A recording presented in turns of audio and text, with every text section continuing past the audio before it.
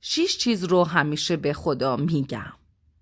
خدایا، آبروم رو دست خودت سپردم، پس خودت مراقبم باش و منو محتاج بنده هات نکن.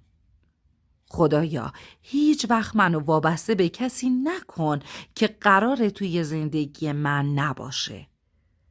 خدایا، جوری حال منو خوب کن که بشری نتونه تغییرش بده.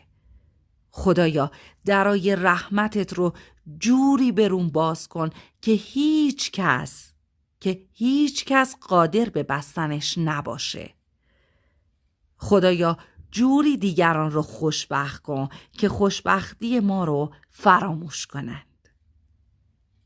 همیشه با انرژی از خداوند سپاسگزار باشین تا درهای رحمت خداوند به روی زندگی تک تکتون باز بشه. یا حق.